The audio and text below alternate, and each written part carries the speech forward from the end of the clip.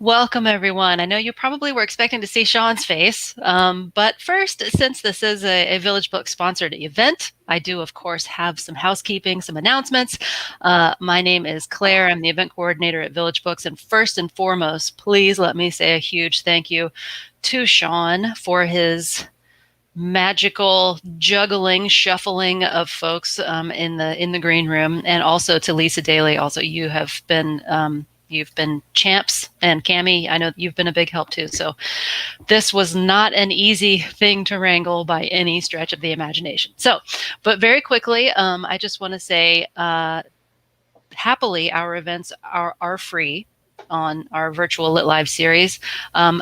Many of you did provide contributions at registrations for this event, and we are very grateful that those contributions help support the virtual programming that we have going on here at Village Books, and we are very, very grateful. To those of you who did not or could not, that's totally fine too, but I did want to give a special shout out to those of you who contributed, kicked in some dollars at the beginning. So thank you very much. If you have any questions, so we are encouraging audience engagement. So if you want to put things in the chat, we're going to keep that chat engaged on the right-hand side of the screen. If you think of some questions, though, I strongly recommend that you put the questions maybe in the Ask a Question feature, which is in the bottom of at the bottom of the screen. Those are, that way they don't kind of get shuffled up the chat and disappear. That's a good way to gather them in one spot. So I encourage you to use the Ask a Question feature, which is at the bottom of your screen. I do also want to state that the virtual readings gallery is a safe space. So any user exhibiting offensive, hateful, or inappropriate behavior will be dismissed immediately. And last, center screen right here, purchase this Uncommon Solitude here. Naturally, as probably everyone in the audience knows, that is a link straight to the Village Books website where you can purchase this beautiful book right here that we're so excited to hear all the readers from. Yes, yay!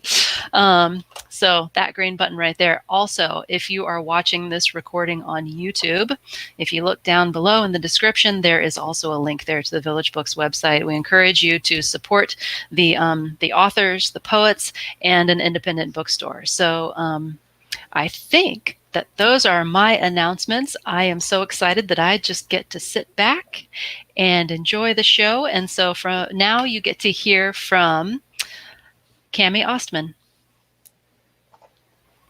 Great. Thanks, Claire. Thank you so much, Claire and Village Books. So hello and welcome, everybody, and welcome to our wonderful community of Red Wheelbarrow Writers, and to all of our friends and family and the greater community and everybody who is here to support and participate. We're really grateful to have you here. I want to start this evening just in addition to welcoming you by offering some words of gratitude for the Red Wheelbarrow community, and to tell you who we are, how we came to be, and how this anthology came about. We've really been holding each other together during these days of quarantine and the pandemic.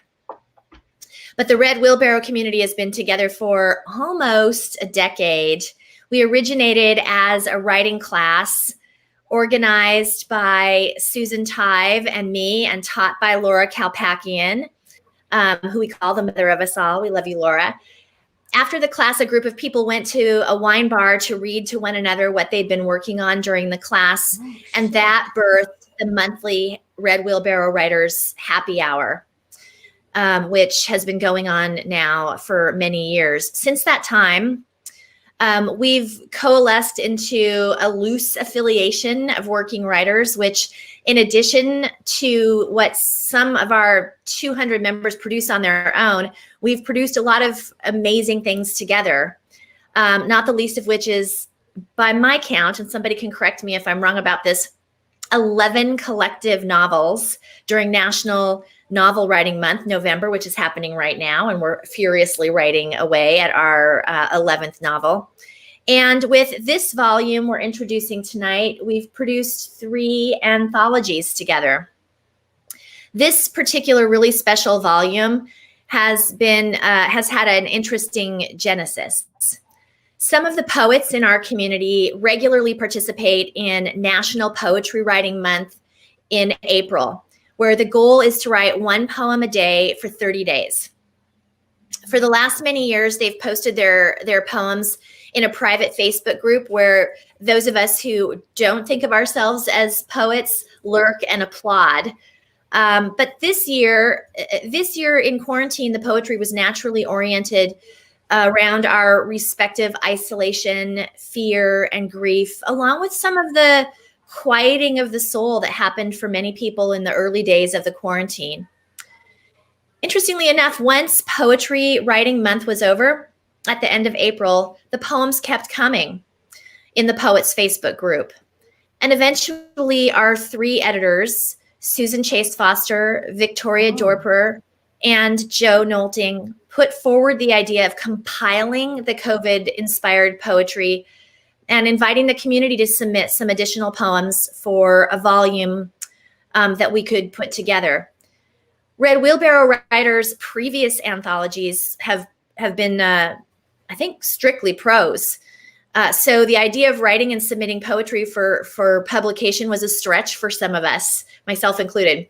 But the Red Wheelbarrow Writers we're brave souls. We are open to a challenge. And so we agreed with one another with wholehearted embrace that we would play with our words poetically in the service of naming this unusual and troubling season in human history that we've been in.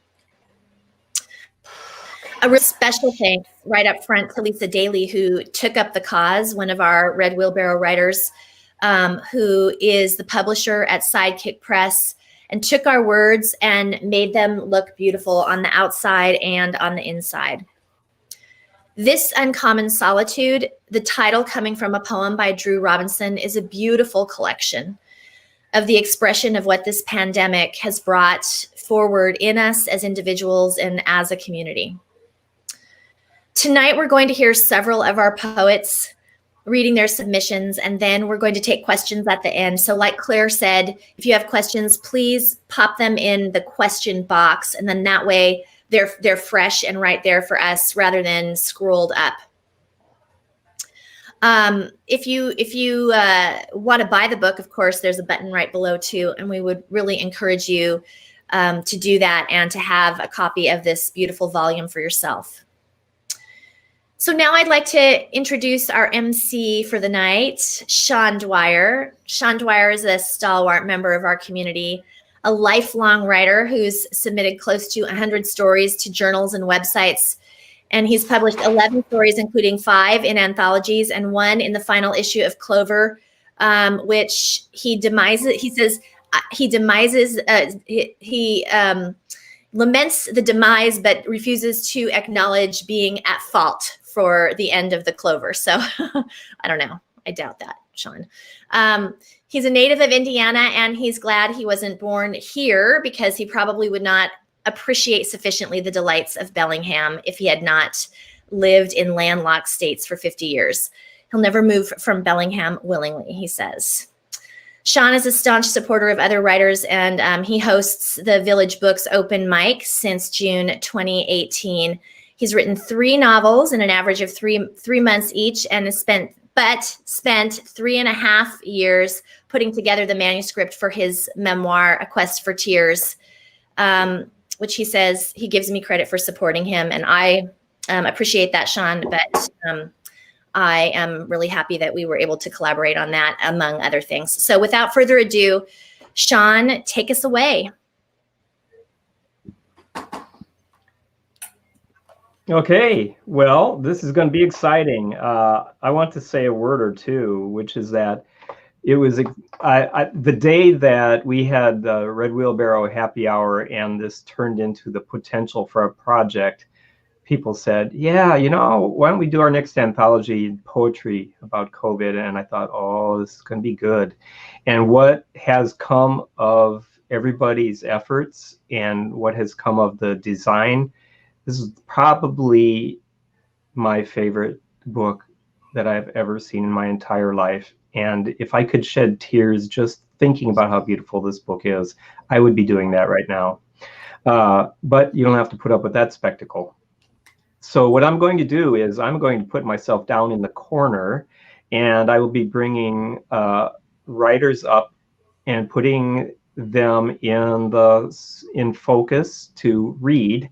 They will give the title, read their poem, and say thank you, and that is how I will know to send them away. So everybody hears that, right? Okay. So we are going to go in alphabetical order by first name, which means that we start with the incomparable Abby Rolnick. Hi.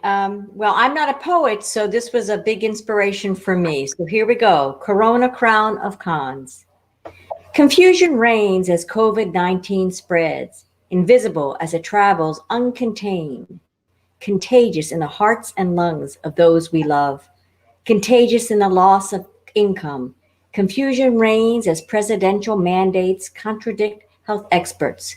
Contagious anxiety transforms us to introverts, silenced into isolation. Confusion reigns until our soul rises to inspiration.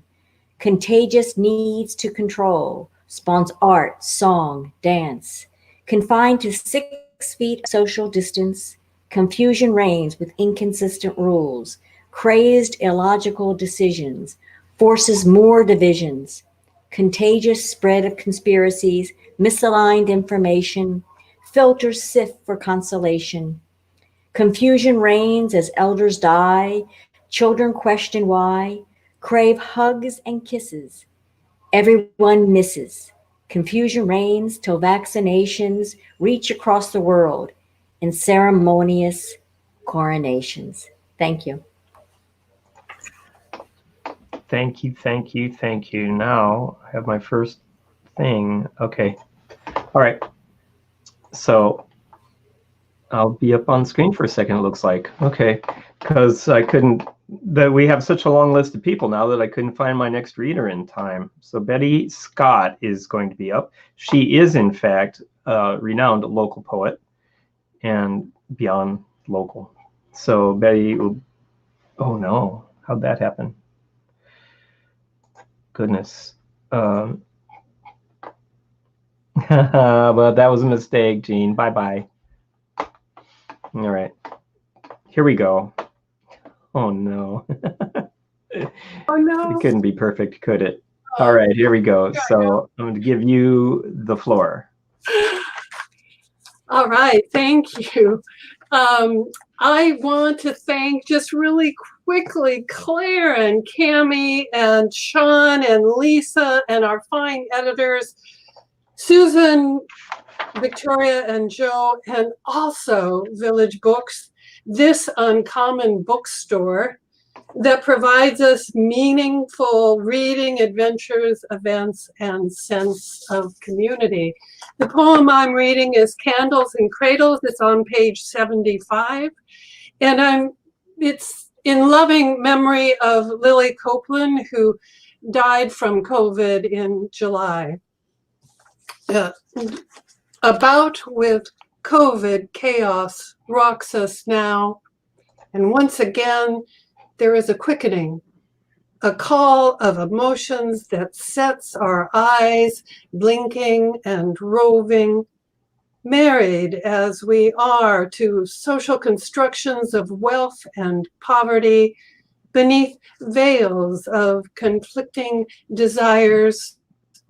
We're called once again to question identities, displacements, reasons to exist, encouraged within the breathtaking fury and fog and grief to think of ourselves as a stock merged to buy each other out. No wonder poets who struggle to speak each word exact and in right order learn soon enough about settlements, about bodies as cellular prisons and gifts, since poets too send giant redwoods and Douglas firs to the saws. These days of predictions and dire fruitions, species flickering out, Why not waken from dormancy desires as humble as stanzas and phrases, candles and cradles, chords of light to whisper, rock, and nurture love? Why not bow and vow, for Sprout's sake, to title each song Obsession? Thank you. Thank you, Betty. That was superb, as they all will be, I'm sure. Just amazing. Okay, so I'm going to bring up Brenda. Brenda Astorino now. Thank you. Thank you to the people, the masses of the nation. Thank you to the foreign hearts who gave us prayers and gifts of masks, PPEs, and ventilators. Thank you to the worker bees, nurses, aides, doctors, therapists, tool makers, seamstresses, and 3D nerds, drivers, repair people, food workers, electricians, architects, modular inventors, tent owners, all volunteers everywhere, firemen, EMS, and police giving aid, and all I don't remember. These are the powerless who protect and care. They give everything they have, every last drop of internal strength, and then they give their own safety. Thanks to those with a friendly smile, for the people who lost all 3 of their jobs, for making them feel a part of the larger culture enough to ask for help. If you've given that smile, that work, that everything, thank you. Last but not least, thank you to parents who spend sleepless nights on how to keep their children safe, who keep going when everything is gone, who stay, stand, and fight for their children so tomorrow will be better. Thank you to those who give a little, to those who give everything, and to those who gave the ultimate. You are the midwives of humanity. Thank you. Thank you, Brenda. Oh, my goodness. Okay. And now Carol McMillan is here from Hawaii to read for us. The slime of slugs. COVID-19 moves like a corpulent slug, depositing eggs alongside an invisible slime trail. Odorless and colorless, the slug slides among us, leaving no detectable evidence of its passage. I wish we could see its fuchsia scent, taste its slimy tolling, or touch its loathsome flavor. Anything to warn us of its presence.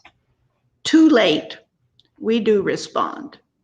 We do detect its trail, but not until it has its way with us, canceling a graduation, postponing a tennis tournament, and eliminating our jobs. 1 million eggs have hatched, 1 million offspring, gunging their way across planet Earth with the barest trace of their ooze. They are felling playwrights, actors, political figures, and your best friend's grandma. We curse the slugs and watch them shrivel beneath the salt of tears shed in their murderous wake. Tender as newborns, we thread our lives together, newly awakened to the web of life necessary to sustain us all. Thank you. Thank you, Carol. And thanks for coming all the way over here from the Big Island. It was a long swim, but I made it. Amen. Okay, and now we have the opportunity to hear Cheryl Nelson's poem. So thank you, Cheryl. Yes.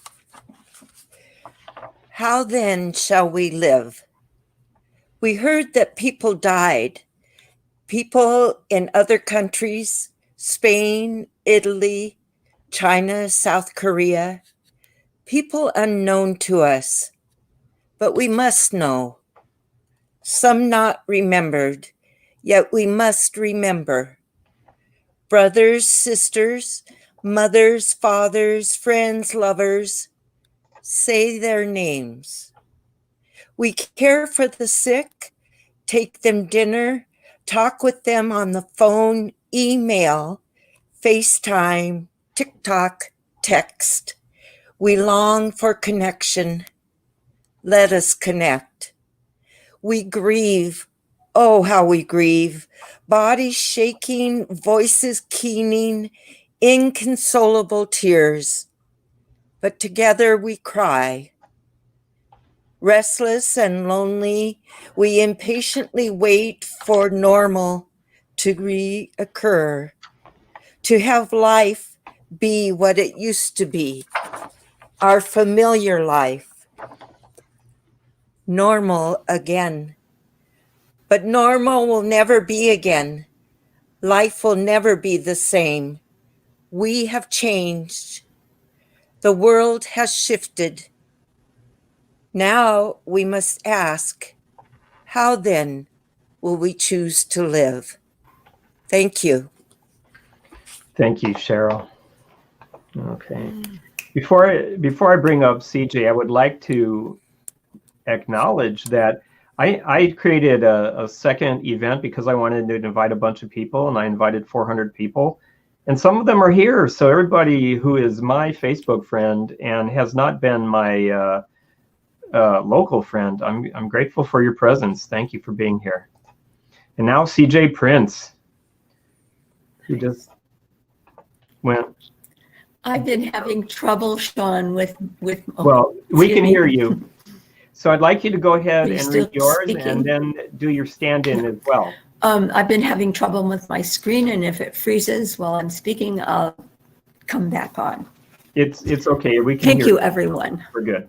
Have I told you? This day, the turning day, just another pandemic day, but a day of shift, unfair. So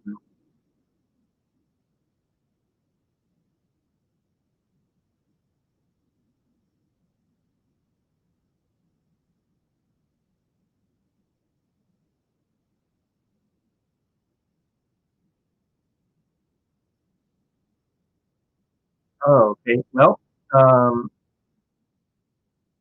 CJ will come back. If not, we'll have somebody read her poem and Gary's later. And now we have Drew, so your turn. Great. I didn't, that kind of buzzed in and out there, just FYI. So thank you to everybody who made I'm right here, Sean. Okay. Okay, we'll go ahead, come back CJ. to you in a minute. Oh. You go ahead, Drew. Okay. So I'm just grateful to the poets and to Victoria and Joe and Susan and Cami, all of you. And Lisa, thank you for making such a beautiful book. Sean, all of you. I want to read Once Upon the Earth, and it's truly from the perspective of the trees and the animals in that space when there are too many humans. And it's from the animals' perspectives, from the earth's perspective. Once upon the earth, we were falling at an unprecedented rate. Limbs weak, our families ripped apart. Someone, please. Temperatures rising, burning fevers. Inside our eldest, every cell gasped. Wave upon wave, death, destruction. Too much, too many. Someone, please go. As they continued to bulldoze our grandmothers into the ground, so many unnatural departures. Fish jumped out of water. A signal. Please, hurry, go. As they threw us in crates, disposed of our bodies, used our blood, scientific experiments, Birdseye caught the sign, flew for days, whispered to moth.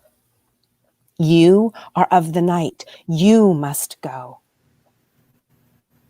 As they fought amongst themselves, toppling monuments, making rules, deaf to anything but their own desires, their own needs, Moth fluttered through the darkness. Her wings ached. Even so, she pressed on. Bird had not consumed her, had not taken her life. The message, our message, thrummed inside her. This is a matter of life or death. Go. From tree to tree, over river and mountain, Moth flew. So tired now, still she was going. So frail now, she had to keep going. Almost extinct now, she couldn't give up. She was going to bat for us all. Thank you. Thank you, Drew. Let's see. Okay, I'm gonna on faith. I'm gonna bring CJ back up.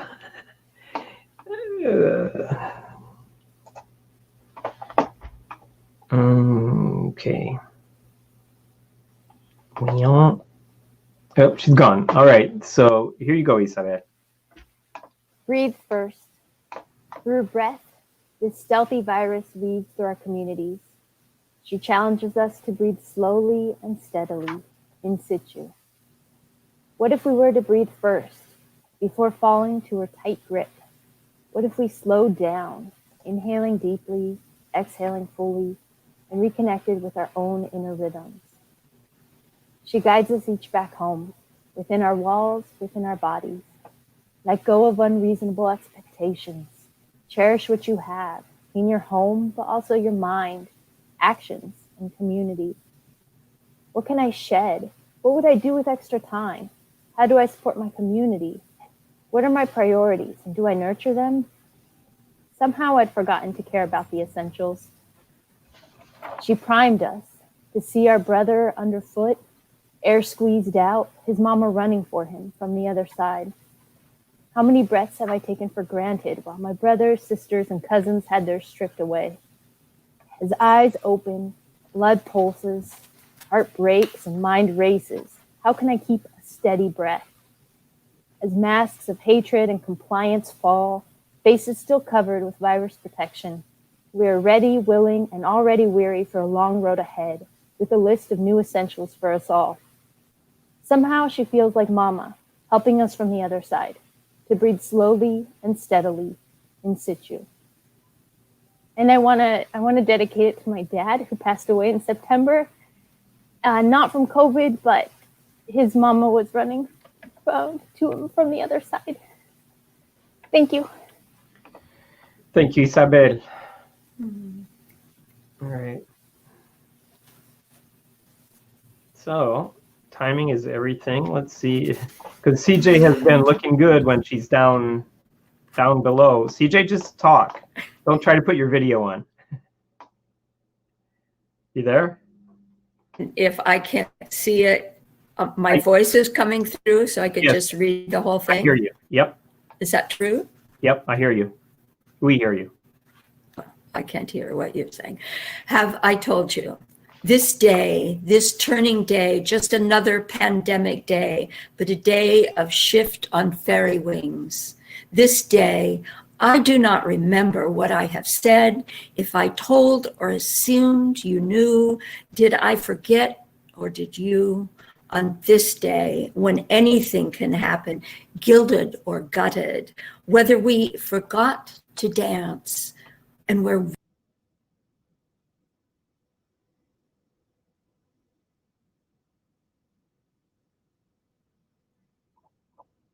All right, I'm waiting for Gina and Joe to come up, fill in.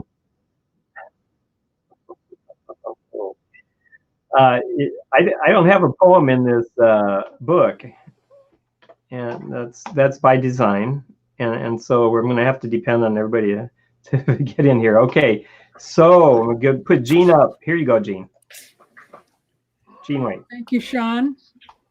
My poem is titled Less Refined. Some days I live in a bottomless mug. Ritually, we change tea to coffee and back to tea again in the afternoons. News is endless. I'm braless, listless, witless.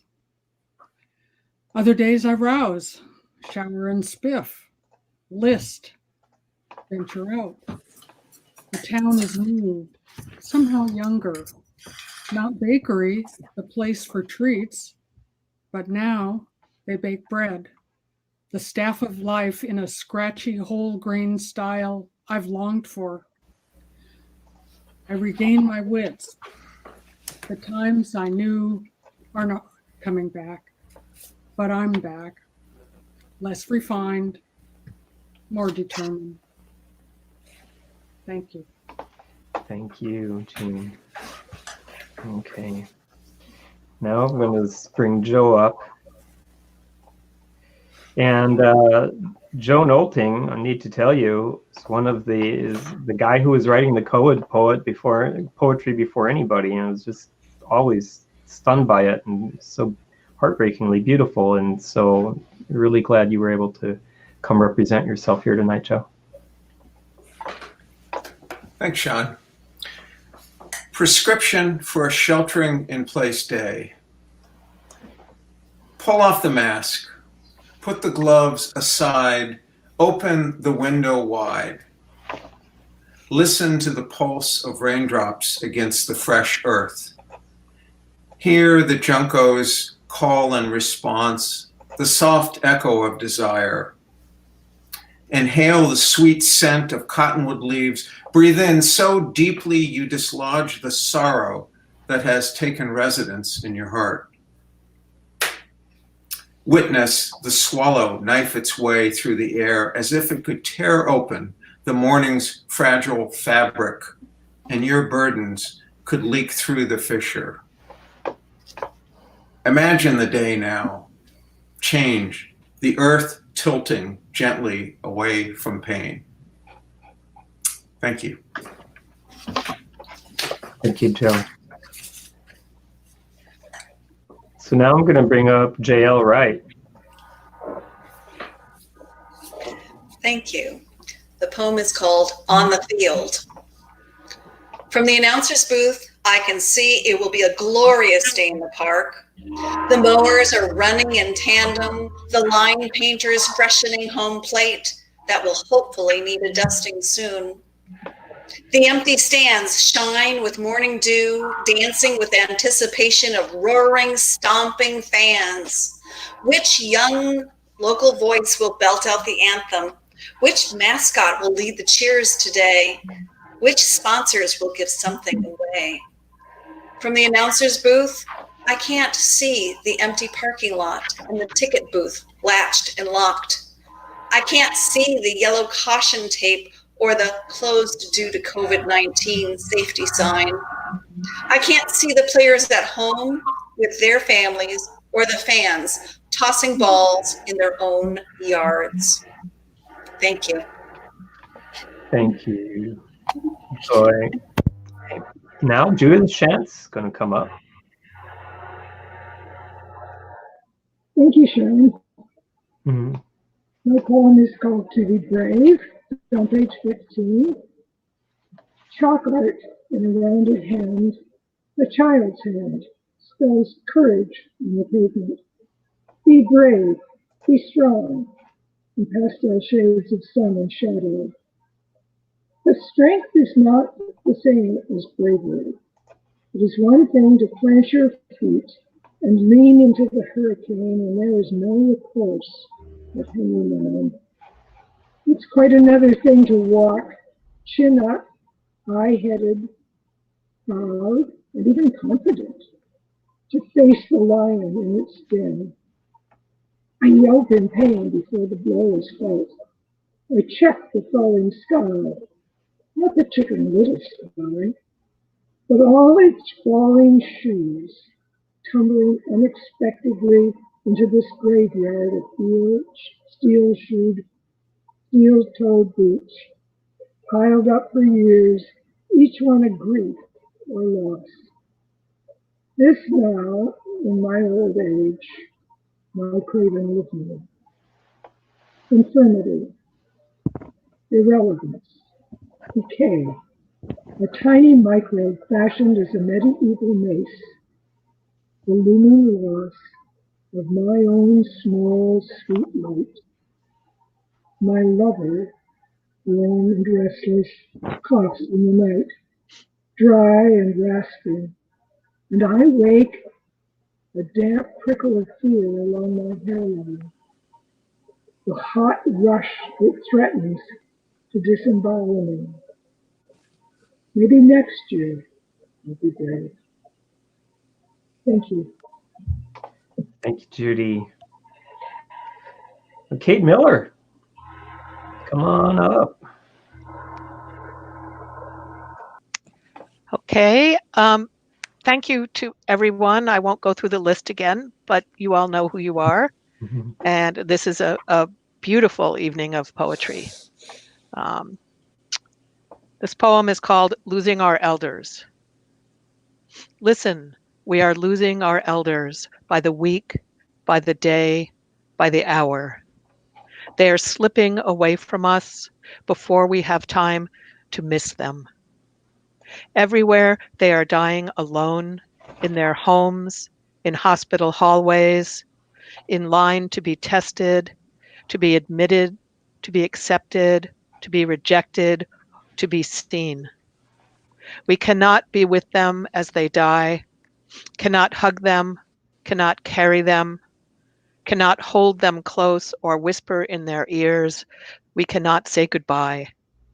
We cannot bury our elders, cannot gather together to honor them, praise them, tell our stories of them, remember them. We cannot complete the circle of our grief. Thank you. Thank you, Kate. Wow. Okay, and now I'm going to bring up Laura Rink, because Laura Kalpekian got bounced out. Look with your eyes. Look with your eyes, not your hands, my mother said in gift shops, antique stores, the 5 and dime. Now in my mask and gloves, I peer at avocados and apples, grapefruit and lemons, using my eyes to discern firmness, ripeness, compatibility, wondering if the underside of the apple holds a bruise, if the grapefruit will be more rind than flesh. Touching is a commitment. You are now mine, for better or for worse. Thank you. Thank you, Laura. Linda Quimby Lambert, I'm going to bring you up now. A history of corona, noun. All definitions but one from the Oxford English Dictionary. If I could write a shape poem like George Herbert's Altar or a fourth grader's versified rainbow, I would. But searing coronavirus TV images of grainy gray balls, spiked and pierced by red thorns, do not lend themselves to decorative constructs. Instead, I heed the advice of Miss Virginia Smith, high school Latin teacher. Learn the origin of words, she said. 50% of English comes from Latin. And Miss Lucille Berteau, 8th grade English teacher. Read a book. Find 5 new words. Use each in a sentence. I credit them both with habits delivering amusement and learning. Plagued as the world is with the specter of illness, I am lifted by the fanciful, practical, scientific, and surprising applications. Discounting Mexican beer and Cuban brand cigars of a word like Corona. Corona, Coroni's earliest associations. Wreaths of flowers, circlets of gold, chaplets, and a monarch's crown. E. Phillips' 1658 definition in the New World of English Words. A small circle of light, usually prismatically colored, appearing around the sun and moon, also an anthillion, noun. Astronomy, the halo of radiating white light, seen around the disco of the moon in a total eclipse of the sun. Corona australis, Corona borealis, two constellations, the southern and northern crown, consisting of elliptical rings of stars. Religion, a circular chandelier suspended from the roof of a church, more fully, Corona lucis, crown of light. Or the tonsure of a cleric, the shaving of the head or part of it as a religious practice or rite, especially as a preparation for entering the priesthood. Architecture, a member of cornice, above the bed molding and below the cymatium, having a broad vertical face. Botany, an appendage on the top of a seed as the pappus on that of a dandelion or thistle. Pathology, syphilitic blotches on the forehead, which often extend around it like a crown. 1968, in Nature magazine, 8 virologists suggested that a previously unrecognized group of viruses should be called coronaviruses. So here we are, besotted with news in a state of adjustment and wait. My future learning and amusement delivered by words left undefined, chaplets, anthillion, bed molding, and semantium. Thank you. Thank you, Linda. I know more words now than I did before. I'm going to get Laura Kalpakian up here. Laura, we may not see your face, but No. as much as we hate that, it's best if we, as long as we can hear you. Can you hear me? Yes.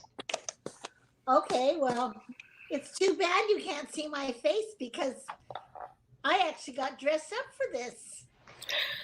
Well, your little author pick that we can see is absolutely adorable. All right, so I will go on. Yeah. Thank you. My poem is called Summer of the Plague, 1665. Heat ripples off the bricks in this walled and windless English garden. Satiated stillness. Nothing moved or has moved. No breath of a breeze. The frog, the fly, the ladybugs, even they are stationary, listless, lethargic, as is the ungainly young man sprawled upon the summer grass. Safe from the plague ravaging Europe, Can you get off the broadband now? Yeah. Sleep tempts him, flirts with him, as does sunlight, fringing the unruffled leaves above. They seem larger, greener, beaded with humidity, gleaming optically as light and time pass obliquely through the branches overhead. Suddenly, breaking the silence, breaking the stillness, a stem audibly attenuates, snaps. An object plummets to earth, drops, plops, bounces, rolls, and comes to rest beside Isaac.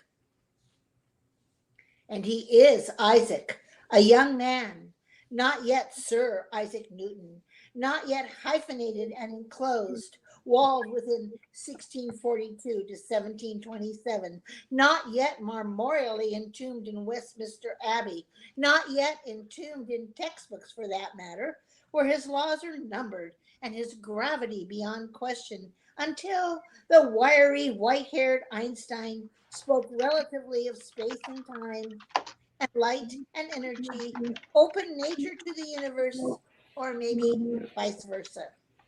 Before Einstein, too, was walled and hyphenated, enclosed within 1879 to 1955. Curious, Isaac rolls over, pondering the underripe apple that lies motionless until two ladybugs land on it, nod to one another, and wink at him. Nearby, a self-satisfied frog smiles his wide-slit smile. His belly billows out, his tongue flashes, snatches one of the ladybugs from the apple that rolls on its axis. Motion, mass, and energy transformed. The frog hops away. The remaining ladybug flies away. The young man looks aloft, recreates the apple's trajectory, imagines its cosmic course. Aha! Revelation! Revelation! Inspiration! Bring Isaac quickly to his feet, breaking up his state of rest. As he is, as he is compelled to motion away from the shade, the walled garden, the grass, sprinting towards the library and his desk, the quill and ink with which he will commit his aha to paper. Philosophica Naturalis Principia Mathematica, 1687. A work edited and financed by Edmund Halley, who will himself become a comet. Sir Isaac will always ponder that infinitesimal sliver of time. What if he had slept and missed the apple? He believes the ladybugs did indeed wink at him, nod, collude, connive to convince and inspire. Aha! Revelation. He will resent them. Yes, and that fat-bellied frog too. Where were they when Sir Isaac really needed inspiration and revelation? Where was the apple, for that matter? When, for the next 60 years, a great fruitless quest absorbed his life and mind. Isaac will be knighted and yet forever be knighted, totally stumped in his search for the alchemist's secret, how to turn lead into gold. He will die unrequited. Nonetheless, for centuries, Newton's portrait hangs in overwarm classrooms. Newton's law states that motion has laws and stillness does not, drones the teacher as the students slump and gravity pulls their heads down, down, down. Because revelation, once codified into law, printed in leather-bound volumes with all due gravity, loses all aha, as the teacher well knows. Still, he continues.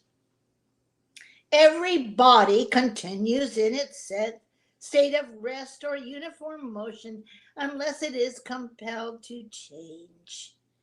Everybody, the living and the dead, the hail and farewell, every body cut from the whole cloth of humanity, from memory that tatters and pales and fades with light and time. Light bends when it passes obliquely from one medium to another. We call this refraction. Time bends when it passes obliquely from one medium to another. We call this diffusion.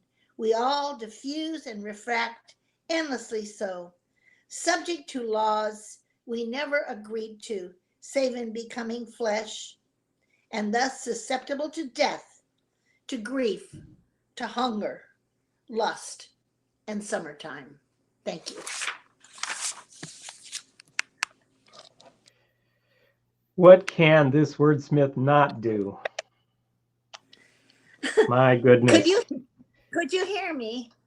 Every word of it. Oh, great. Look in the chat. Everybody is loving your stuff. I am. Okay. Thank you so much. Thank you, Laura. Thank you, Sean. Mm-hmm. It's an honor. Marion, your turn. Well, that's a hard act to follow. Truly. My poem is called COVID. I keep missaying COVID, although the word crops up a dozen times a day. Instead of a pandemic, I think of crows, spilled garbage, heads tilted, feet dancing.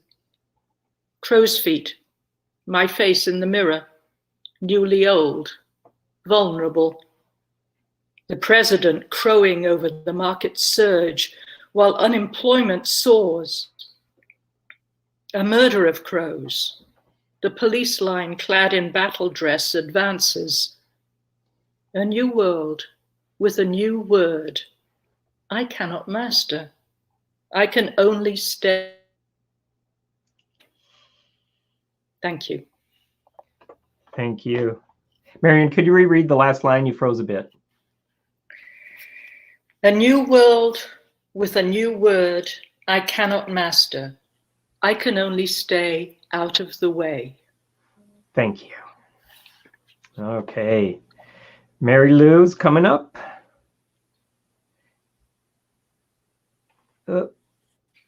Okay, start now. My poem is called As Usual. 4 fat chickens cluck in the front yard, as usual. A handsome young man in faded jeans, beard, Birkenstocks, stops while his ebony dog sniffs the hens.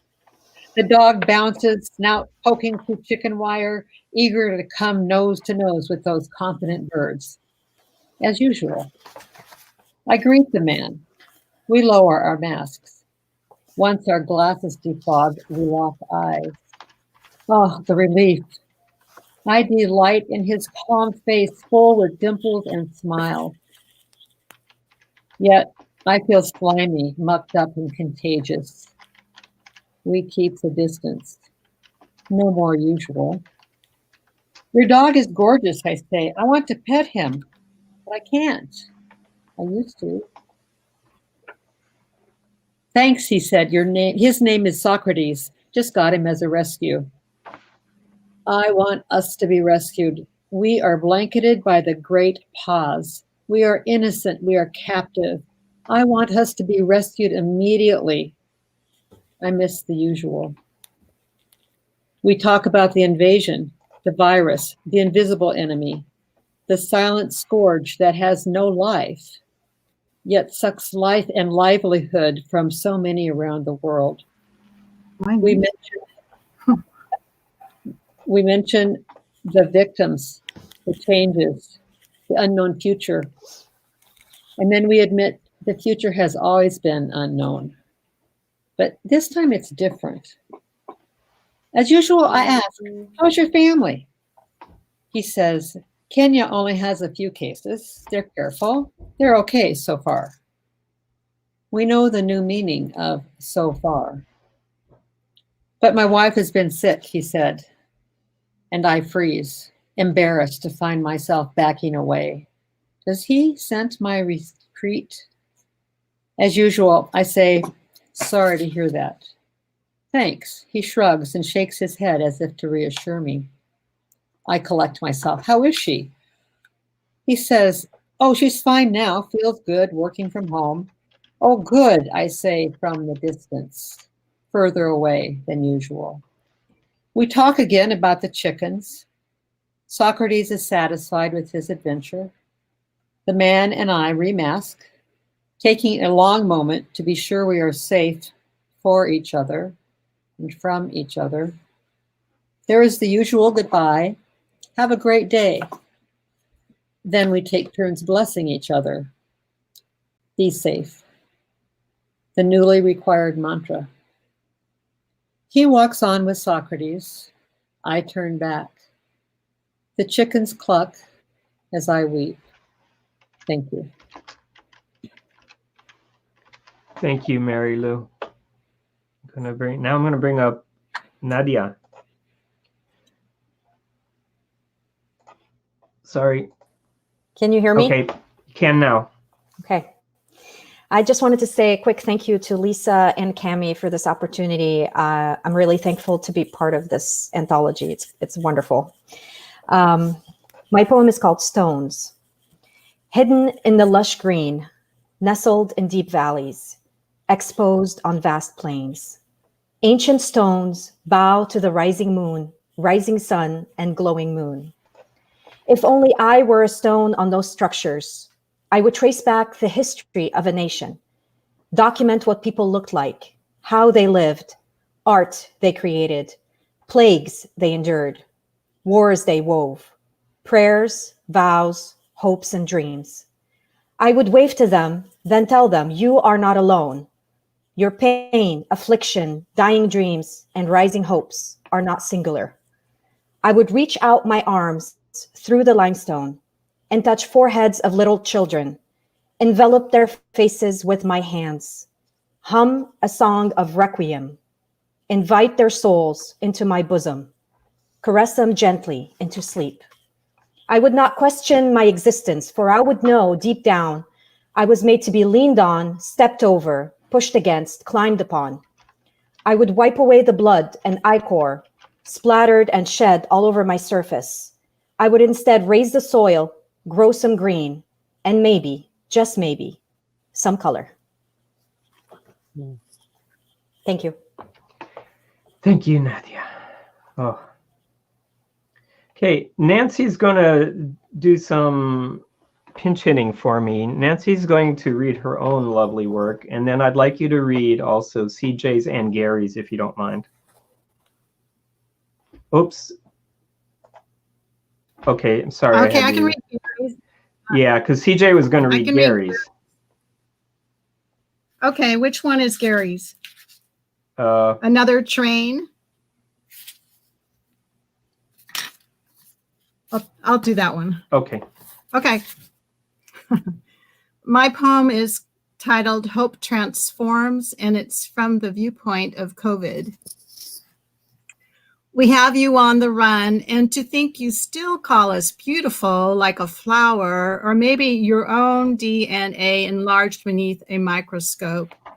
But really, we are as scared as you are, not ugly threats from a wet market, but space dust randomly landing on a strange planet. Homeless, hungry, no one stepping up to show us the ropes. You are warm and energetic, the perfect petri dish. Give us a chance, and we will both be transformed. See the headline, COVID goes home. Thank you. So this is CJ's poem, Have I Told You? This day, the turning day, just another pandemic day, but a day of shift on fairy wings. This day, I do not remember what I have said, if I told or assumed you knew. Did I forget or did you? On this day, when anything can happen, gilded or gutted, whether we forgot to dance and wear ribbons in our hair, it is an allotted time of togetherness in our own shelters, you there, me here. This day, all days, rain and new rose leaves, like all days. I can write the possible or impossible, but this day I tell you, I love you, you just as you are, just this moment, suppressing terror, knowing flaws and flares, not knowing you at all. But this day, I love you. Wherever you are, I cannot see, nor you me behind my black mask and low brim hat. But now we have walked the edge of oblivion together. And for each day that follows, in all cross quarter days, remember, I love you.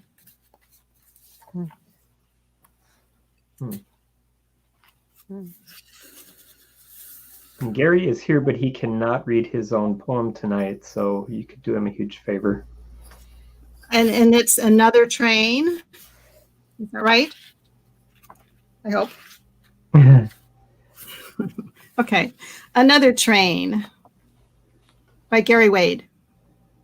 Another train, like the train before, rattles darkness and silence of the city, calls for its crossings and leaves shards of irritation for folk balanced on the cusp of wakefulness and sleep. Thank you. Okay, I'll bring up Drew now to read for Susan Chase Foster, whose connectivity in Fairbanks didn't seem to be everything it could.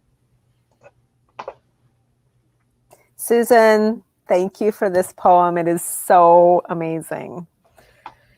This poem's by Susan Chase Foster, and it is entitled On Reading Eduardo Corral. Wandering along the shadow side of Mount Pandemic, I came across a portal of words that led me out of death black darkness. Some Mesoamerican elders believed there's a fifth direction, not the sky or the ground, but the person right next to you. Poets, we are in this together. Your poem speaks next to mine, mine next to yours. May our words be glowing portals of light and life. So beautiful, Susan. Thank you. Thank you for reading it. Okay, now I'll bring up Susan Greisen. Thank you. I want to thank everyone for making this anthology possible. My poem is called A Silver Lining. When I trained as a nurse at age 19, I had one goal: to serve and help those in need. I didn't expect a fat paycheck, great adoration, or an annual bonus. It was never about any of those selfish desires. Of my 50 years in the healthcare industry, my employers gave me 3 items of gratitude: a cake knife, a monogrammed coffee mug, and a lapel pin designating my years of service. If I were lucky enough to work on Thanksgiving or Christmas, I received a turkey dinner in the hospital cafeteria. One HMO honored me and others at a banquet for our years of service. None of us expected more than that. Then one day, COVID-19 landed on the world's doorstep. Media information barraged our minds. Millions of patients were infected. Thousands died, including frontline workers. Over 11% of America's frontline staff were infected. Many died, including first responders, janitors, counselors, social workers, respiratory therapists, dietary staff, doctors, and nurses. The images and statistics were devastating. COVID-19 holds no bounds. Soldiers have an expectation of military battles. War games help them prepare. In modern times, only a few healthcare workers experience the pandemic and epidemic abyss of Ebola, HIV, MERS, or SARS. COVID-19 is another beast. Managing pandemics was never an expectation of today's healthcare workers. Yes, we perform disaster drills. Mannequins, actors, and fake blood tested our skills. But no one was prepared for COVID-19. As I stood in my protective bubble, 6 feet apart and masked, I recently met 2 new neighbors. One shared the story of her husband's chronic illness. My questions to her indicated my interest as a retired nurse. Their eyes lit up when I said the word Nurse. Not knowing me or my work history, the one neighbor said, "Thank you for your service." My heart swelled by her appreciation. I've received many thanks from my patients and their families, but never a thank you from a complete stranger. Unsolicited gratitude, special discounts, and parking spaces seem only reserved for veterans of war, not for healthcare workers. Maybe a silver lining has been found in this new kind of war, COVID-19. The world's unsung healthcare heroes were thrust into the limelight. Nothing, absolutely nothing is more precious than life. Yes, freedom is important and worth fighting for. But if you do not have life, you cannot enjoy freedom. Thank you. Thank you, Susan. And thank you for your service, you and everybody else in the healthcare profession. Thank you. Victoria, I'm going to have you read, and then I'm going to leave you up here because we'll get into the questions and you'll be up here for that. Okay. Longing. I long to make a quick trip to the store, to linger in the produce section, fingering bumpy-skinned avocados and the tender roundness of pears, without fear of catching or transmitting anything except guacamole or cobbler. I want to slip into a movie house, sit shoulder to shoulder with strangers, and listen to the hiss of their constant whispering so I can feel benign annoyance instead of alarm at someone not following the rules. I want to share a tub of popcorn with a friend, worrying only about whether there's too much butter. I long to pet the dogs that cross my path without wondering about the health status of the person who last touched them. I want to stand within smelling distance of anyone's aftershave or perfume. I miss being awakened by the roar and honking of trains between midnight and 4 a.m. And I pine for the silver curve of Amtrak sweeping into view, reliable as rain, as I walk the shoreline in the morning. I want to sit face to face with friends, sharing wine and food and laughter. I want to hug long and hard every single person I care about. I want to go to church and sing in my no good, terrible voice and know that someone sitting very near will have a beautiful voice louder than mine. I want to think of the hospital as a place of healing instead of harm, to see doctors and nurses and helpers as valued healers instead of as victims of neglect. I want to use my time well. I want to try harder to fix what is broken. I long to be grateful for things before I lose them. Thank you. Thank you, Victoria. Okay, well, that brings us to our last poet. And so I'll bring Cami up, and then questions that you have, put them in the Ask a Question area, please, because we will have a question and answer period with all these fine folks who are at the bottom of the screen shortly. Great. Thank you, everyone. I feel warmed and heartened. This last poem needs a little introduction because this is not my poem. This is our poem.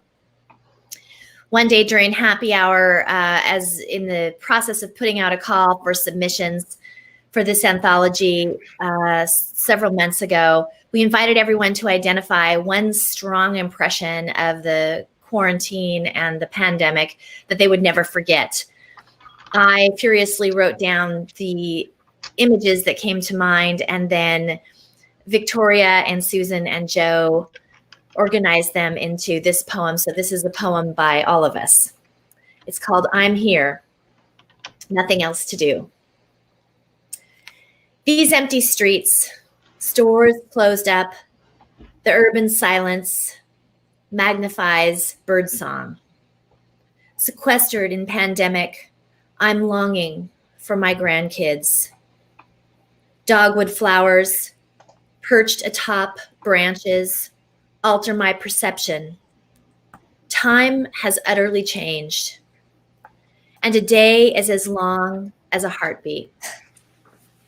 I sense urgency, but nothing I can do.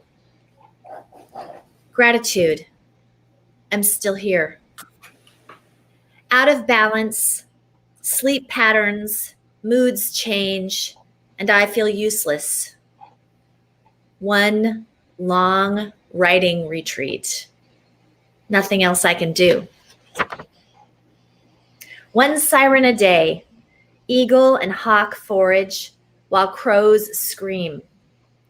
My life is fluid, like dropping acid, hard to read, and I don't get dressed. Going downhill fast, this grim pandemic spring, a dollop of despair. Frantic people throw things into carts. You're masked. You can't see faces. My body floats in an ocean of disconnection, but forest colors are vibrant. The border is closed.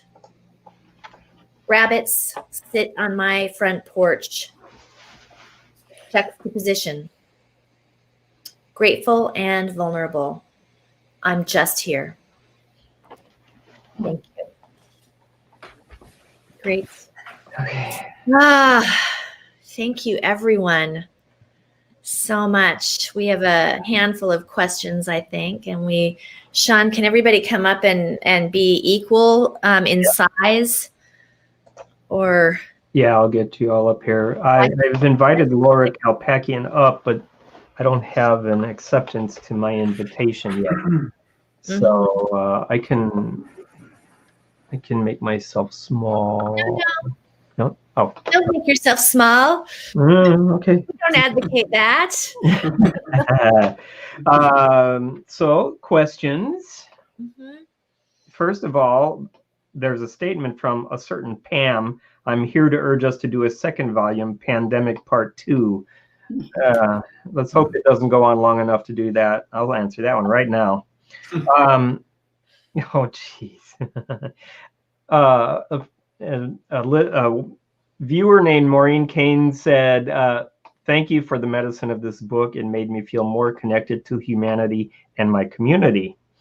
And then a question from one of our readers, Jean Waite, are we in or what? And then a question from another reader, I'm using Chrome, but it seems not to be working. Another reader said, awesome, question mark. Somebody else said, I'm here, exclamation, exclamation. Linda Quimby Lambert wants to know, what is the clip moment feature? Cheryl Nelson says, I'm not sure, it keeps asking if I want to join conversation. Okay, now?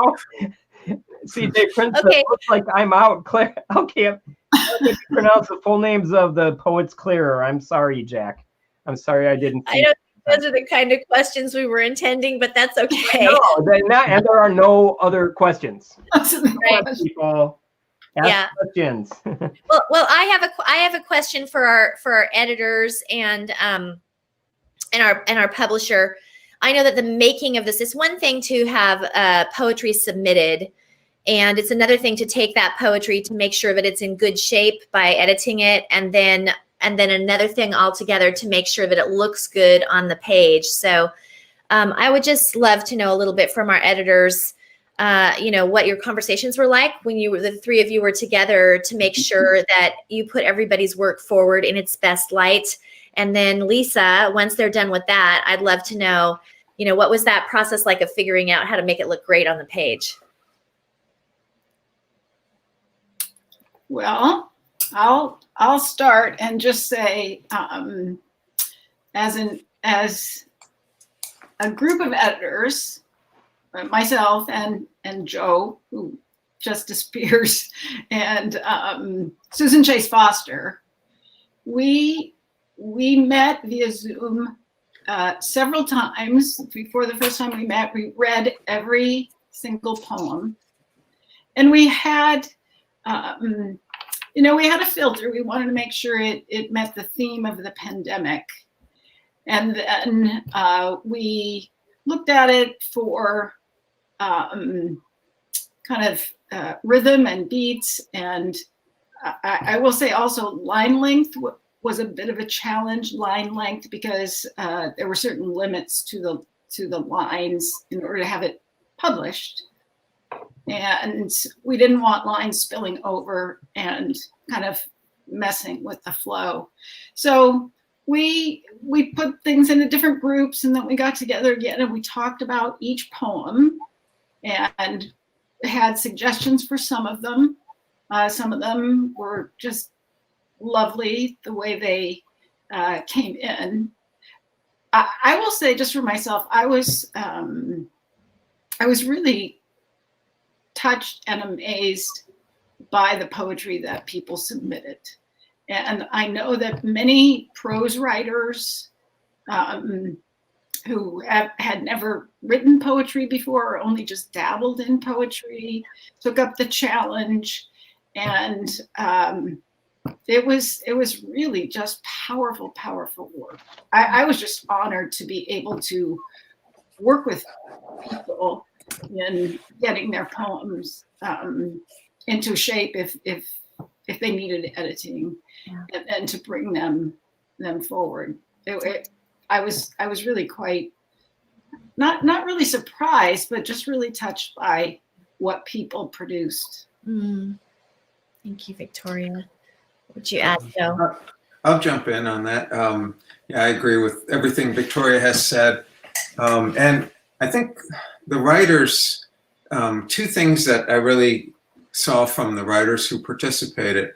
One was they were very generous, because most of the participants see themselves first and foremost as prose writers.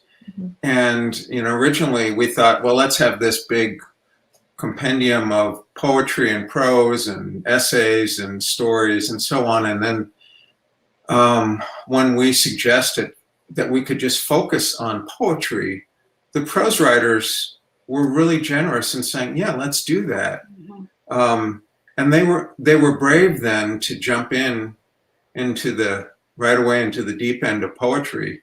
But I think what they soon found was that their words, that there's poetry buried in their prose, and it just needed to be harvested.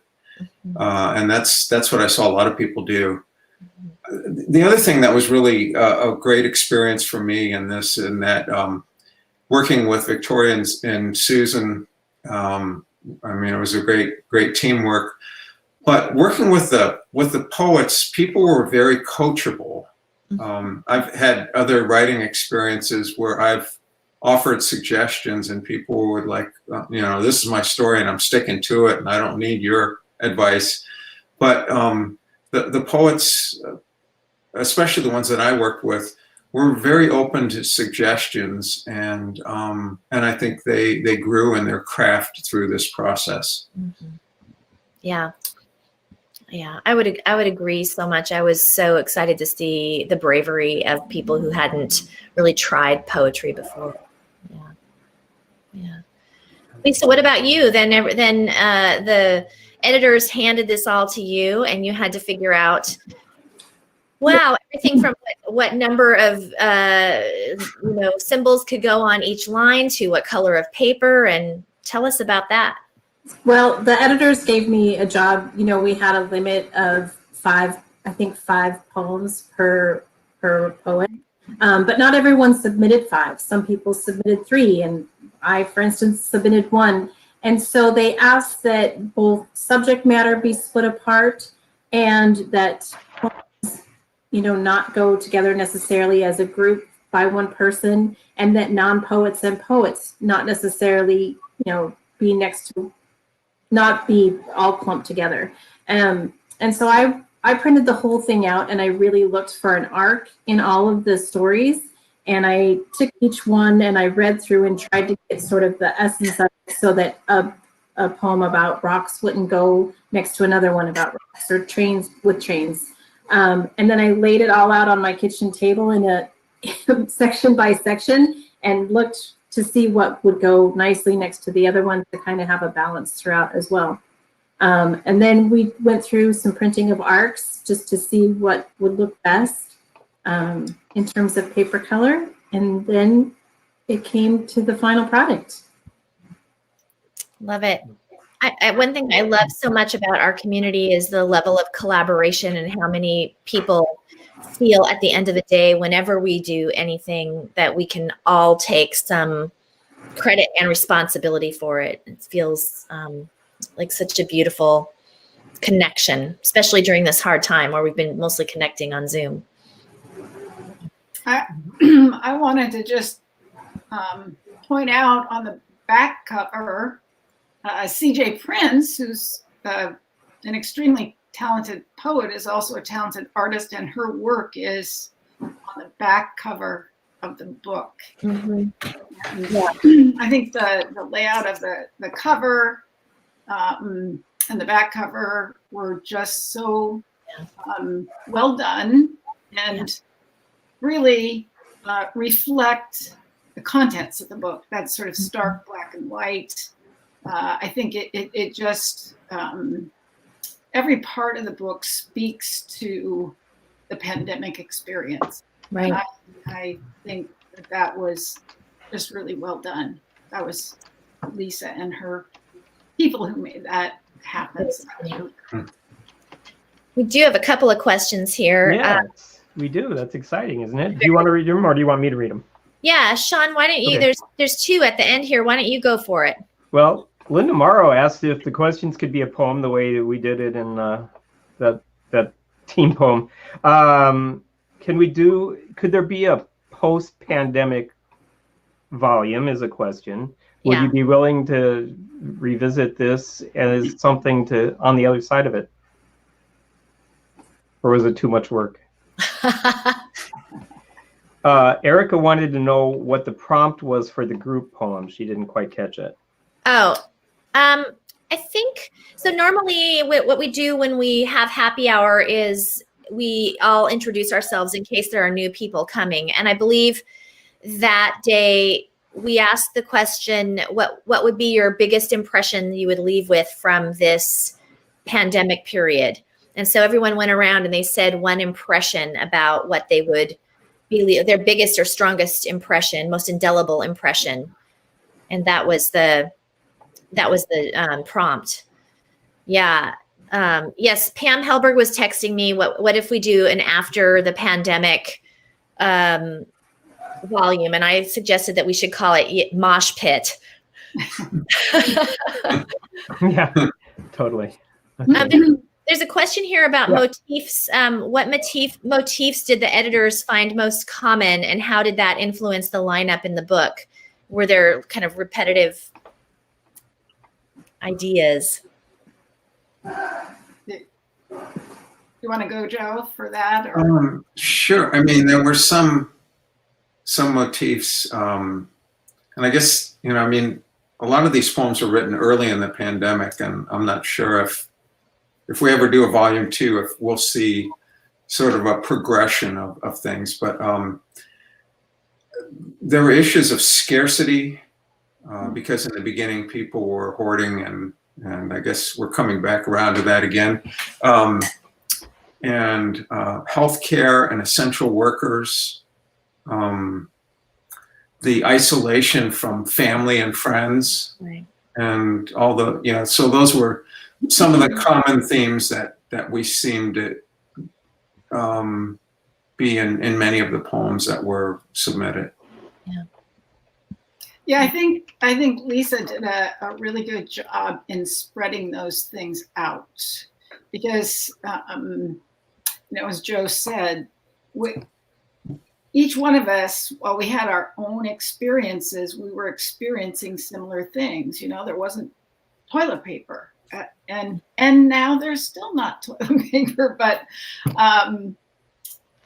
these issues, little images came through in a number of the poems. And I do think Lisa did a really great job in spreading them out. So what you ended up with didn't feel like a repetition. It felt like a resonance. Mm-hmm. And that was what we were hoping for.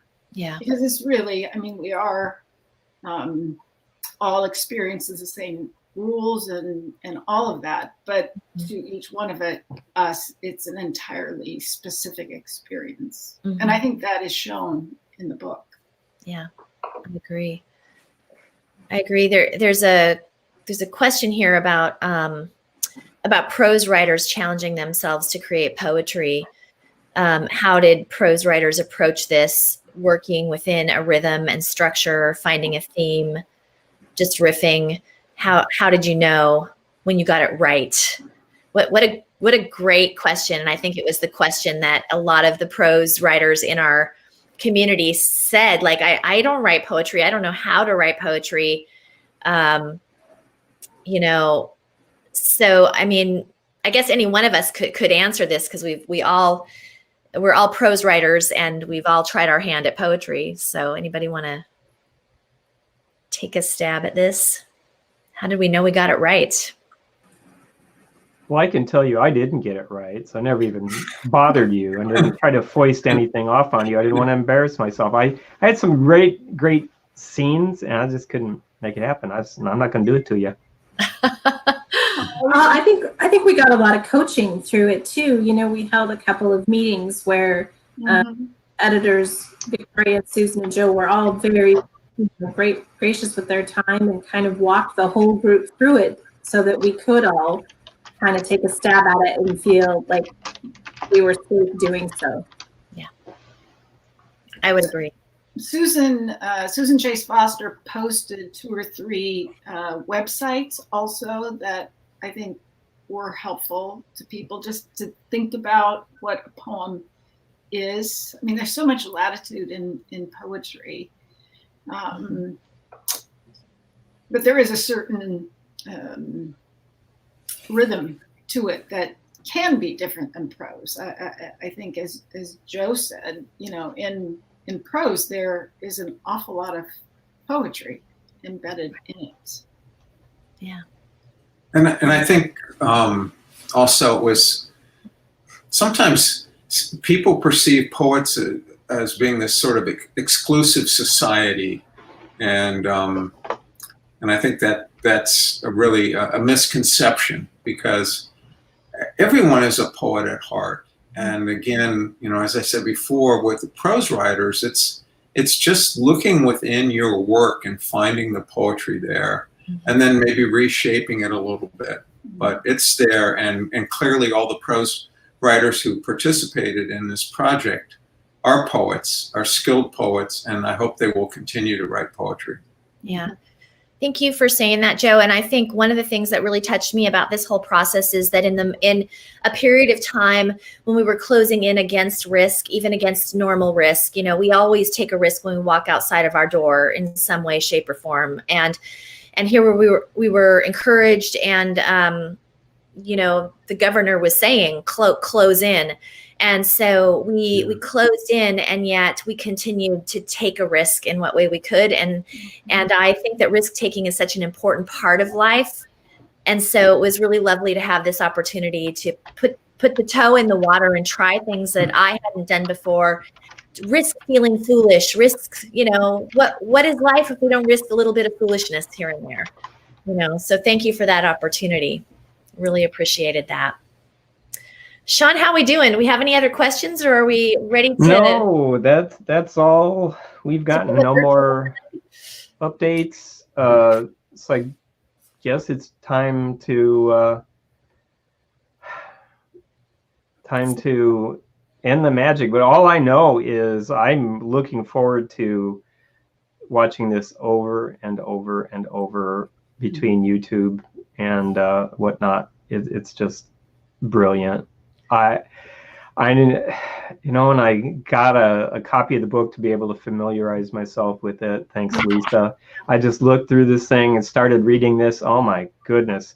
So please, if you have not yet acquired a copy, a good way to do it is through Village Books, because everybody gets a little bit of the love that way. And we can't thank Village Books enough for giving us the platform. They've been extremely generous with letting events of all types be funneled through the website, Whatcom Writers and Publishers, the open mic, and all the people who have read and launched their books. Claire thanks us, but all we can do is thank Claire, And I want to thank everybody in the audience. We had a good sized crowd there, eh? Yeah. And that's me wishing I could be in Canada right there. But I am grateful to everybody who came just to listen to this. And the book thing, the purchase thingy is right down in the middle in front. Okay, anything else? I think that's it. Thank you, everyone, so much. Well done. Good work, poets. Lots of love and happy Thanksgiving to everybody. Yes, happy Thanksgiving. Thanks, everyone. See you soon. All right. Going to end the broadcast. Okay. Good night.